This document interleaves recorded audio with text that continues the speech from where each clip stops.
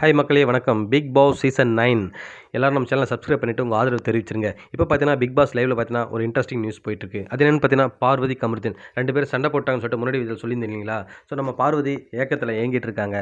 கமருதீன் பேசுவானான்னு. அப்போ வந்து Parvati vessel wash பண்ணுறாங்க. கமருதீன் அங்கே வந்து பிளேட் வாஷ் பண்ண வராரு. ஸோ எதாவது பேசுவாரான்னு சொல்லிட்டு பார்த்துட்டே இருக்காங்க. கமருதீன் பிளேட்டை மட்டும் வாஷ் பண்ணி வச்சுட்டு போயிட்டே இருக்காரு. இங்கே பார்த்தீங்கன்னா கார்டன் ஏரியாவில் எல்லாரும் சேர்ந்து பாட்டு பாடிட்டு இருக்காங்க. இதான் டைம்னு சொல்லிட்டு டைமிங் சாங் வந்து அரோராவும் கனியும் வந்து நம்ம கமருதீனை ட்ரிகர் பண்ணுற மாதிரி பாடிட்டு இருக்காங்க. வாஷ்ரூம் போன நம்ம வினோத் பார்த்தீங்கன்னா அங்கேயே மைக் வச்சுட்டு வந்துடுறாரு. உடனே பிக் பாஸ் கூப்பிட்டு கண்டிக்கிறாரு. எல்லாத்தையும் போயிட்டு அவங்களோட பாசிட்டிவ் கேரக்டர் ஒன்று சொல்லிட்டு வாங்கன்றாரு. ஸோ அவர் எல்லாத்தையும் போயிட்டு ஆளுக்கு ஒரு பாசிட்டிவ் கேரக்டர் சொல்கிறாரு. அப்போ அங்கேருந்து திவ்யாட்ட பார்த்தீங்கன்னா நீங்கள் சமையல் செஞ்சது ரொம்ப அருமையாக இருக்குது, இதுதான் உங்களோட பாசிட்டிவ்ன்றாரு.